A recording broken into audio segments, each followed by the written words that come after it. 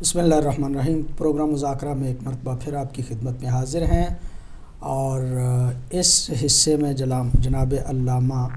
نجم الحسن نقوی صاحب بھی تشریف لے آئے۔ قبلہ بڑی مہربانی، شکریہ آپ بھی پروگرام میں تشریف لائے۔ بحث انسان کامل کے حوالے سے سرکار حضرت امام محمد باقر کی، چونکہ آج شہادت ہے، آج یعنی 7 ذی الحج کو، اور اسی عنوان سے جناب علامہ فدا بخاری صاحب آپ کی عظمت اور آپ کی تاریخ کو بیان فرما رہے تھے۔ جی قبلہ۔ جی محترم ناظرین، ہم بات کر رہے تھے امام باقر علیہ السلام کی، اور ہم نے آپ کی خدمت میں بتایا کہ ان کی ولادت اور شہادت اور ان کے منصب کی جتنی مدت رہی، تو بات کر رہے تھے کہ آپ کے زمانے میں جو بنی امیہ کے حکمران تھے، ان میں عمر بن عبدالعزیز جو کہ 99 ہجری میں آئے اور 101 میں ان کو زہر دے کے مار دیا گیا۔ تو انہوں نے 3 بڑے کام کیے ہیں۔ ایک تو تدوین حدیث، یعنی حدیث پر جو قدغن لگائی گئی تھی، لکھنے پر پابندی لگائی گئی تھی، اس کو انہوں نے برطرف کیا۔ انہوں نے کہا حدیثیں لکھی جانی چاہیے۔ ایک تو یہ کام شروع ہوا، یعنی تقریباً 100 سال تک یہ امت اسلامی کی کتنی بڑی بدبختی ہے کہ یعنی 100 سال تک رسول پاک کی حدیثیں لکھنے پر پابندی تھی حکومت کی طرف سے کہ خبردار اگر کسی نے حدیث لکھی تو ہم کوڑے ماریں گے۔ اور دوسری بات، جو مولا علی علیہ السلام پر سب و شتم ہو رہا تھا، جو کہ تقریباً 40 کے آخر میں یا 41 میں شروع ہوا، 41 ہجری میں، اور یہ 99 میں آ کر اس نے ختم کیا، تو یہ تقریباً 60 برس تو یہ بن جاتے ہیں۔ اور اس کے بعد 2 سال بعد تو چونکہ ٹوٹل اس کی حکومت ہے، اس کے بعد بنی امیہ نے پھر یہ کام شروع کر دیا۔ 132 ہجری تک ان کی حکومت رہی، تو اس طرح تقریباً 90 سال کا عرصہ بن جاتا ہے، جو کہ حضرت علی علیہ السلام پر نماز جمعہ میں سب و شتم ہوتا تھا۔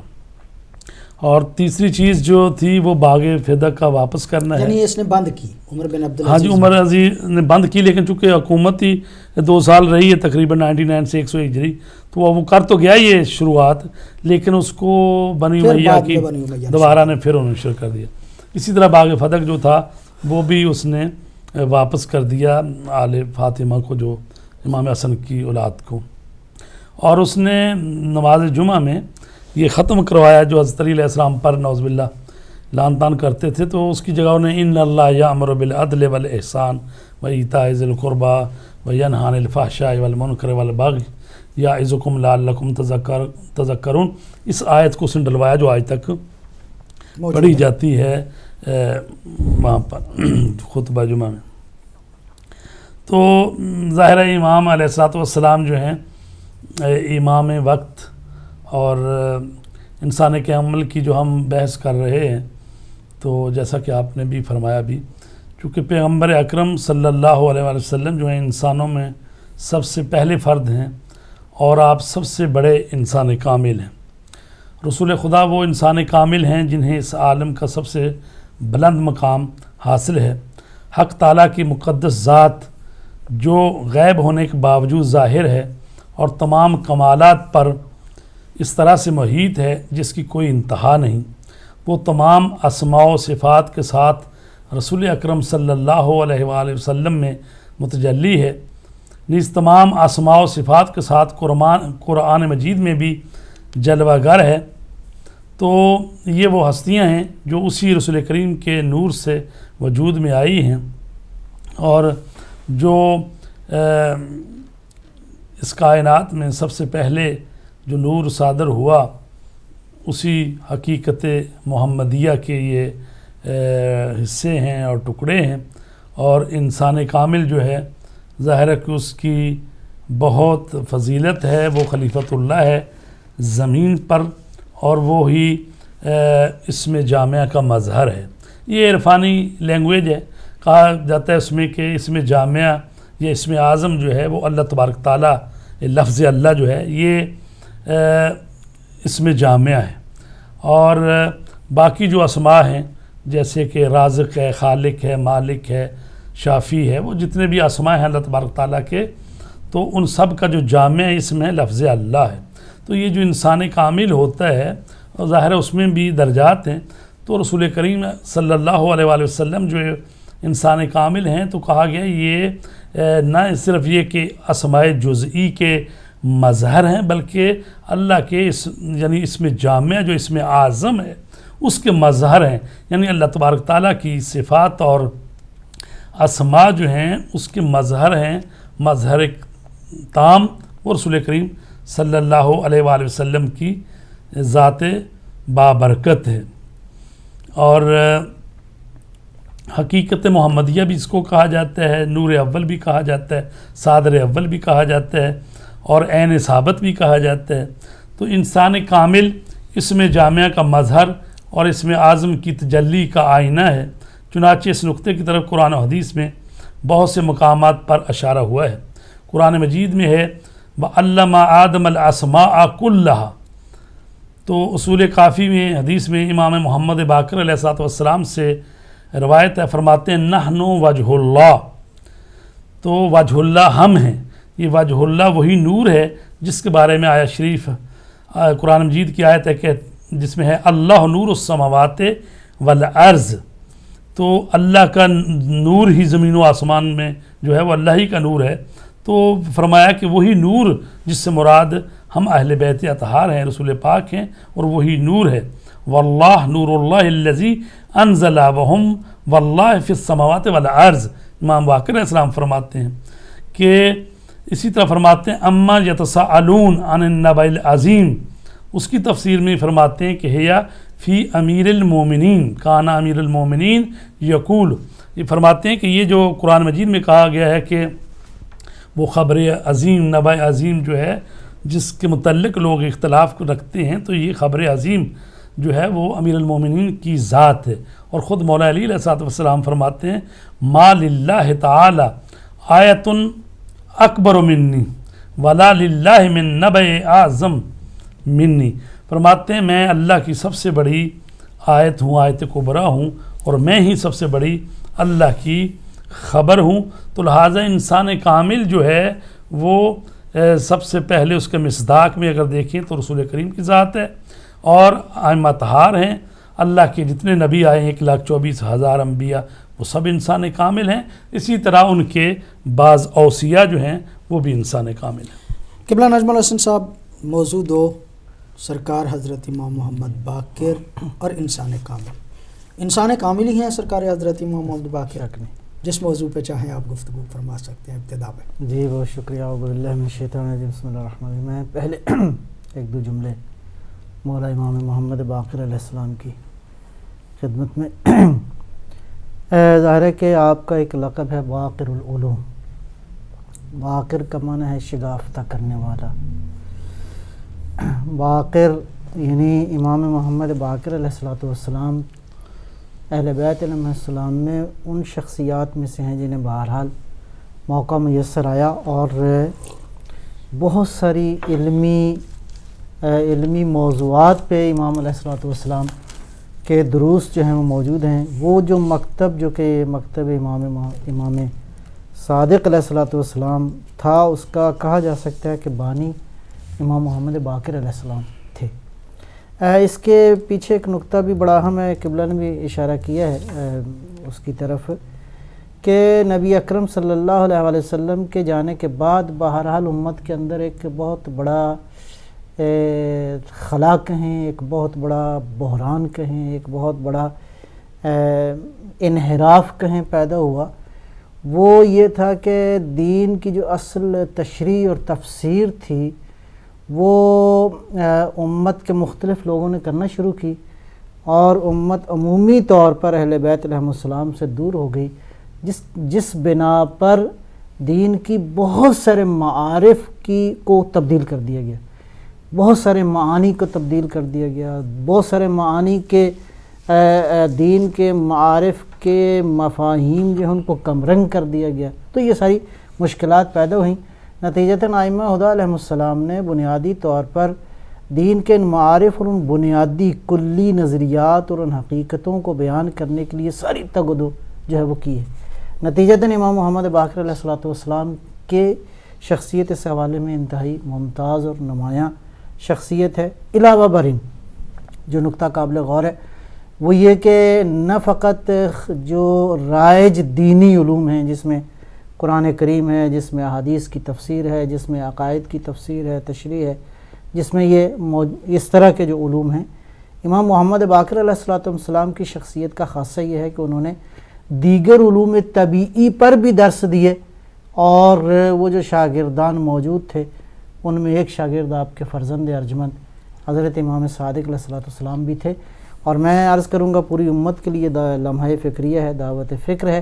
کہ وہ علوم کی گتھیاں جو امام نے اپنے دروس میں بیان کی ہیں، سلجھائی ہیں، بہت ساری گرہیں کھولی ہیں، ان کا تعلق علوم طبیعی کے مختلف شعبوں سے ہے۔ اس کا فزکس کے ساتھ تعلق ہے، طب کے ساتھ تعلق ہے، کیمسٹری کے ساتھ تعلق ہے، حتیٰ یہ جو اسٹرانومی کہتے ہیں آپ، علوم یہ فلکیات سے جو مربوط بہت ساری چیزیں ہیں، بہت ساری حقیقتوں کو امام محمد باقر علیہ الصلوۃ والسلام نے کھولا ہے۔ اور ہم کہہ سکتے ہیں بڑے دعوے کے ساتھ کہ آج خصوصاً یہ جو ترقی ہمیں موجودہ نظر آتی ہے علمی، اس ترقی میں بھی ان دو شخصیات امام محمد باقر علیہ السلام، امام صادق علیہ الصلوۃ والسلام کے نظریات کو خاصا دخیل ہے، اگرچہ بہرحال بیان نہیں کیا جاتا، لیکن ہمارا ادعا اور دعویٰ یہ ہے کہ بہت سارے نظریات کی بنیاد رکھنے والے جو شخصیات تھیں امام، یہ دو خصوصاً امام محمد باقر علیہ الصلوۃ والسلام۔ اور اس میں بھی کوئی شک نہیں ہے کہ جب ہم کہتے ہیں انسان کامل تو من جمیع جہات ہے، جیسا کہ قبلہ نے بھی بیان فرمایا، اللہ اسم جو ہے نا، اللہ کا اسم ذات جو ہے وہ اللہ ہے، باقی اسماء جو ہیں وہ اسم ذات نہیں ہے، اس کی ذات سے جو مربوط اسم ہے وہ اللہ ہے، اور جس کو کہتے ہیں مستجمع جمیع کمالات ہے، خداوند عالم کے تمام تر کمالات اسی اللہ یعنی کریم، اللہ یعنی عادل، اللہ یعنی قدیر، اللہ یعنی علیم۔ اللہ جب اللہ کہتے ہیں تمام تر کمالات کا مظہر یہی اسم مبارک پروردگار ہے۔ اس کائنات کے اندر ظاہر ہے کہ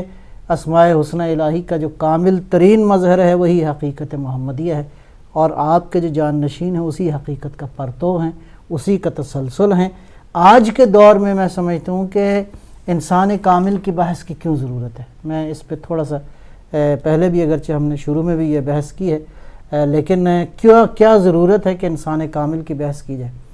توجہ یہ دلانا چاہوں گا کہ گزشتہ 2-3 صدیوں سے جو کلیسا کے خلاف، مذہب کے خلاف یورپ میں ایک تحریک اٹھی، اگرچہ اس میں ایک تاریخ موجود ہے کہ اہل مذہب کے استبداد کے نتیجے میں لوگوں نے اہل مذہب کے بجائے جو ہے وہ براہ راست مذہب سے بغاوت کی، اور اس کے نتیجے میں جن نظریات نے جنم لیا، ان نظریات کے اندر جو آج کہہ سکتے ہیں موجودہ علوم کی جو سب سے جو بنیاد ہے وہ 2 باتیں ہیں، اس پہ توجہ دی گئی، عقل کی طرف اور تجربے کی طرف، کہ جو عقل اور تجربے کے دائرے میں نہیں آتا یا اس کسوٹی پہ جس کو نہیں پرکھا جا سکتا اس کا وجود ہی نہیں ہے۔ نتیجتاً ہوا یہ کہ ماورائے طبیعیات، میٹا فزیکل جتنی ریئلٹیز تھیں ان کا انکار ہو گیا، معاد کا انکار ہو گیا، وحی الہی کا انکار ہو گیا، عالم بالا سے رابطے کا انکار ہو گیا، خود اللہ کا انکار ہو گیا، حتیٰ یہاں تک کہ مسیح علیہ السلام کے خلاف لوگوں نے زبان کشائی کی، حتیٰ انبیاء کے خلاف جو ہے وہ باتیں ہوئیں، یہاں تک کہ یہ انحرافات، حتیٰ وہ جو بنیادی مذہبی کتابیں تھیں، خصوصاً وہ کتابیں جو کہ انجیل اور تورات اور یہ جس شکل میں بھی موجود ہیں، وہ ساری چیزیں اس کے اندر بھی آئیں جو قابل بحث ہیں۔ تو اصل یہاں پہ یہ ہوا کہ اب جب یہ انحراف آیا، اور یہ انحراف اتنا بڑا تھا کہ اس نے انسان کو کامل رہنے ہی نہیں دیا، اس نے انسان کو انسان رہنے ہی نہیں دیا، بلکہ انسان جو ہے وہ خالص ایک زمینی مخلوق کی شکل اختیار کر گیا، ایک مشینی انسان، ایک حیوان، ایک ایسا حیوان جس کی باقی جانوروں کی نسبت اس کی ضروریات نسبتاً مختلف ہیں۔ حتیٰ یہاں تک کہ آیت اللہ شہید مطہری نے بڑی خوبصورت ایک بات یہاں بیان فرمائی ہے، کہا اس علمی ترقی کے نتیجے میں جو ایک بہت بڑا فلا آیا، بہت بڑا انحراف پیدا ہوا، وہ کیا تھا؟ اس سے پہلے جو علمی ترقی تھی اس علم میں اور آج کے اس کے بعد کے علم میں فرق یہ ہوا کہ پہلے خود علم حاصل کرنا ایک ارزش تھی، ایک قدر تھی، ایک ویلیو تھی. علم کو علم کے لیے لوگ حاصل لوگ علم کو علم کے طور پہ حاصل کرتے تھے. اس کے بعد یہ ہوا کہ علم اس لیے حاصل کرو کہ تمہیں جاب اچھی مل جائے، علم اس لیے حاصل کرو کہ تم ذریعہ معاش دنیا طبیعیات پہ تمہارا قبضہ ہو سکے، تم زمین کے خزانوں پہ قبضہ کر سکو، تم صحراؤں پہ قبضہ کر سکو، تم آسمان کی وسعتوں پہ قبضہ کر سکو. اور اگر یہ علم آپ کو یہ در نتیجہ کیا ہوا، یہ علم چلا گیا براہ راست وسیلہ بن گیا ان لوگوں کی خواہشوں کی تکمیل کا جو ظالم تھے. یعنی جو اہل قدرت تھے انہوں نے اب ظلم کے نئے انداز اختیار کیے. نتیجتاً ایٹم بم ایجاد ہوا، نتیجتاً وہ تمام تر ڈسٹرکٹیو اسلحہ جو جس کو آپ کہہ سکتے ہیں تباہ کن اسلحہ آج بھی بن رہا ہے. اور لوگ یہ سمجھ رہے ہیں کہ ہم علم کی خدمت کر رہے ہیں. در حقیقت انسان علم کی خدمت میں نہیں ہے، اپنی ہوائے نفس کی خدمت میں ہے، ان لذتوں کے حصول کی خدمت میں ہے. لہٰذا ظلم کی شکل بدل گئی، آزادی کے نام پہ انسان دوبارہ گرفتار ہو گیا. اور یعنی یہ نظریہ جو ہے یہ یہاں کا برطانیہ کا تھا، بیکن، جی جس نے یہ کہا کہ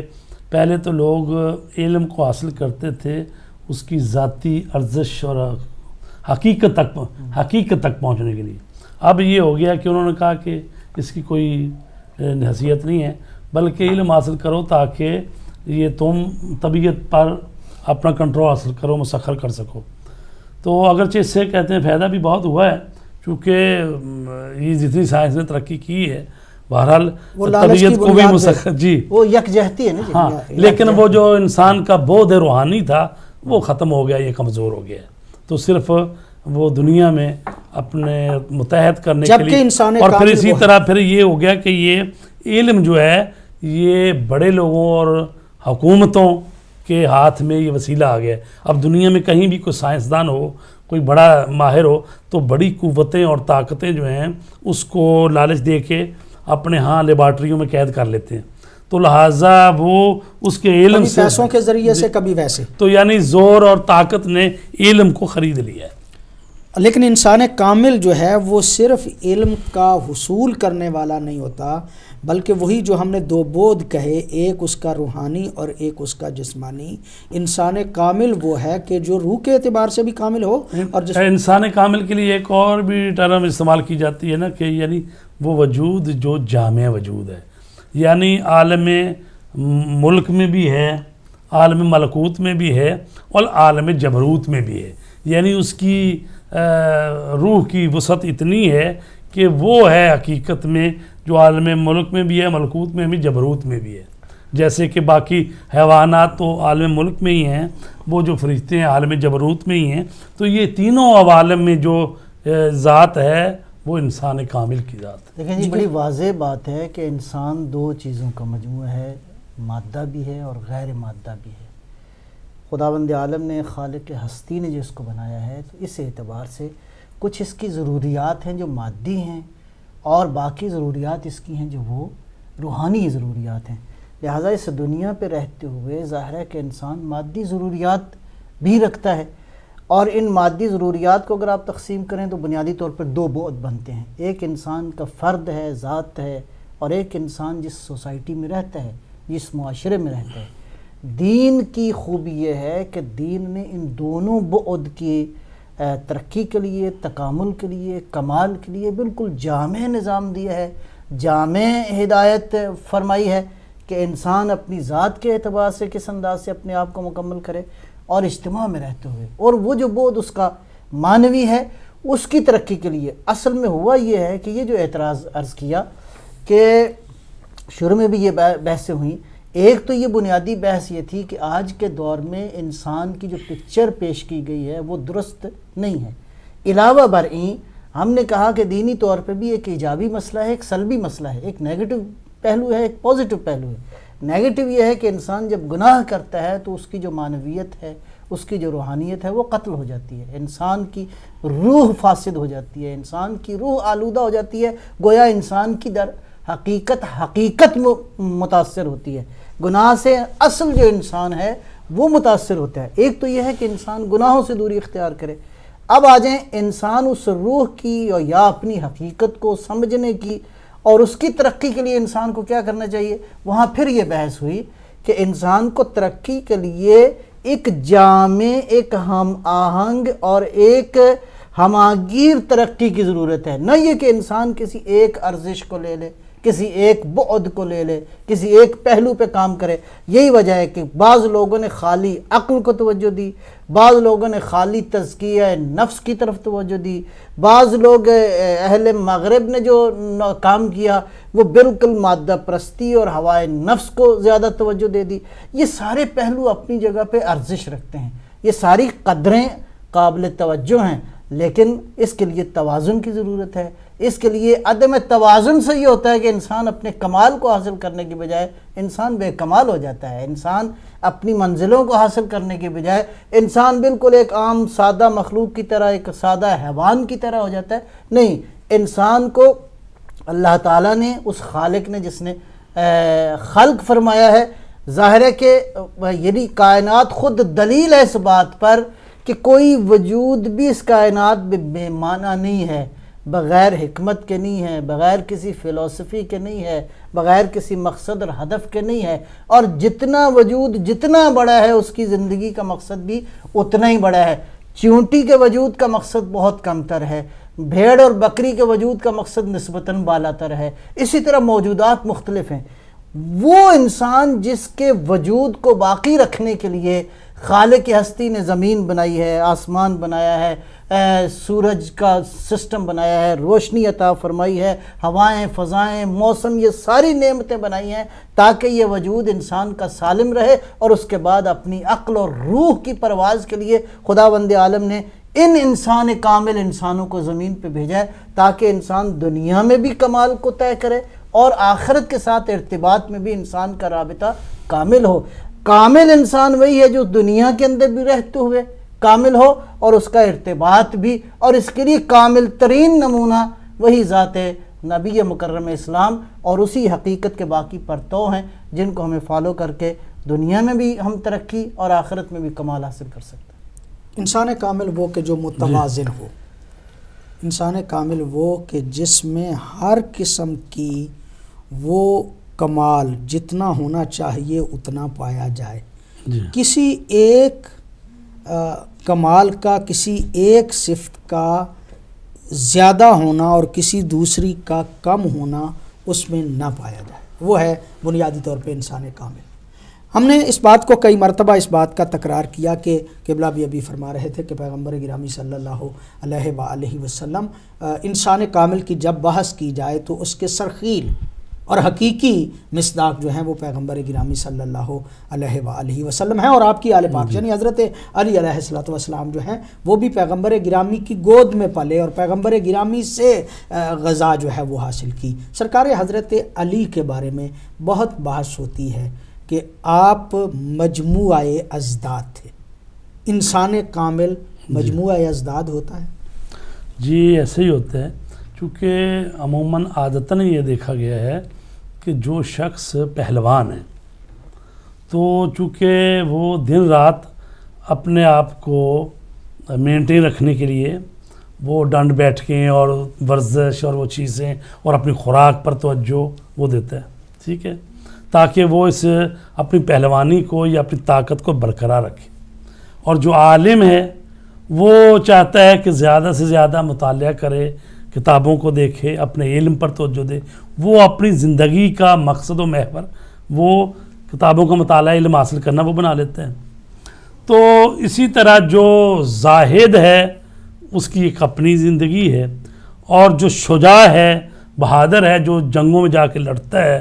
اس کی. تو جب ہم ایک ایک صفت کو دیکھتے ہیں تو عادتاً ایسا ہی ہے کہ انسانی معاشرے میں جو شخص جس شعبے میں لگ گیا ہے وہ چونکہ زندگی تو مختصر ہی ہے، اس کا جو وقت ہے وہ اپنے شعبے میں گزر جاتا ہے، اس کو دوسرے شعبے میں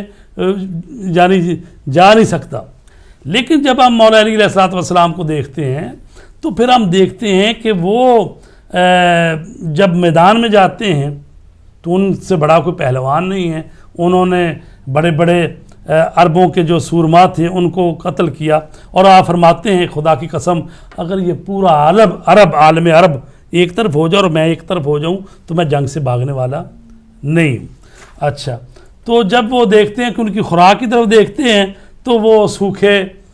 جو کی روٹیاں اور وہ کبھی نمک سے اور کبھی سرکے کے ساتھ کھاتے ہیں۔ اور جب ان سے پوچھا گیا کہ آپ کی خوراک تو ایسی ہے، تو آپ نے مثال دی، کہا کہ تم نے دیکھا ہے جو صحراؤں میں جو درخت ہوتے ہیں ان کو پانی کبھی کبھی ملتا ہے، لیکن ان کی لکڑی بھی بڑی سخت ہوتی ہے، مضبوط ہوتی ہے، اور وہ ان کی آگ بھی بڑی زبردست ہوتی ہے۔ تو جو ہوتے ہیں نا درخت، وہ دریاؤں کے اور نہروں کے کنارے جن کو ہر وقت وہ پانی ملتا رہتا ہے، وہ بڑا ہلکے اور بس ٹوٹنے والے ہوتے ہیں۔ تو آپ نے اس طرح سے سمجھایا۔ تو مولا کائنات جو ہیں علی علیہ السلام، اب علم میں دیکھیں تو ظاہر ہے کہ ان جیسا کوئی عالم نہیں ہے، شجاعت میں دیکھیں تو ان جیسا کوئی شجاع بہادر نہیں ہے، اور اسی طرح ان کے جو قضاوت کو دیکھیں ان جیسا کوئی قاضی نہیں ہے۔ تو چونکہ بظاہر یہ صفات ایسی ہیں کہ جب حکومت کرنی ہے تو پھر یہ بھی نہیں ہے کہ بھئی کہیں کہ جناب میں تو زاہد آدمی ہوں، مجھے تو اپنے عبادت سے سروکار ہے، مجھے لوگوں سے کیا لینا دینا، نہیں، بلکہ وہ معاشرے میں رہے اور انہوں نے اس کو کبھی بھی نہیں اپنے ہاتھ سے دیا کہ بھئی حکومت کرنا ہمارا حق ہے، اور ہم تو اللہ کی طرف سے بھی اس کے ولی ہیں، اور رسول پاک نے بھی ہمیں مقرر کیا۔ اور پھر یہ ہے کہ اگر آپ دیکھتے ہیں کہ حکومت کا حق کس کو ہے کہ جو بڑا عالم زیادہ ہو، شجاع زیادہ ہو، اور جو علم میں زیادہ ہو، تو ظاہر ہے کہ ہر جہت سے ہم دیکھتے ہیں تو ان میں کمال ہی کمال نظر آتا ہے۔ لیکن جب ہم دیکھتے ہیں کہ کوئی بھی شخص کسی ایک ہی چیز میں آگے بڑھ سکتا ہے، نہ کہ سارے چیزوں میں، تو چونکہ آپس میں اگرچہ وہ ضدیں اس طرح کی ضدیں تو نہیں ہیں جو نکیسین والی تو ضدیں نہیں ہیں، لیکن یہ عموماً ایسا ہوتا ہے کہ جو شخص مجاہد ہوتا ہے وہ پھر عالم کم ہوتا ہے، جو عالم ہوتا ہے وہ مجاہد نہیں ہوتا ہے، جو زاہد ہوتا ہے پھر وہ حکومت سے سروکار نہیں ہوتا۔ لیکن جب ہم دیکھتے ہیں اسی طرح شہید مطہری فرماتے ہیں اور دوسرے امام خمینی فرماتے ہیں کہ آپ ان کی نہج البلاغہ کو ہی دیکھ لیں تو یہ نہج البلاغہ